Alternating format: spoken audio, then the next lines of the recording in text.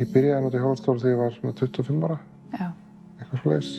Þannig að ég er að vera 45, þannig að það er búin 20 ár. Þetta er vöðvarýrnunarsjúkdómur og þetta gerist hægt. Það gerist mjög hægt, það er til alls konar vöðvarýrnunarsjúkdómar. Minn sjúkdómur er þannig, allavega hefur þróast þannig að hann byrjaði í leppunum og síðan er hann búinn að færast upp í efri hlutann á líkamanum og er svona smá saman að taka að mér kraftin í höndunum. Þá hljóta nú ýmsar hugsanir að bærast með þér um næstu árin. Já.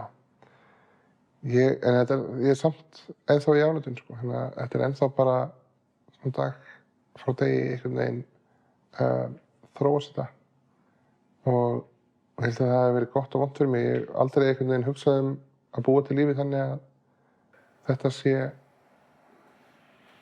hlutaði, þannig ég hef alltaf farið út í hluti sem ég kannski hefði ekkert farið út í ef ég hefði alltaf verið að hugsa þetta. Þú hefur tekið ákvarðanir svolítið bara eftir innsæinu. Já, og oft bara í einhverju stundabrjálæði.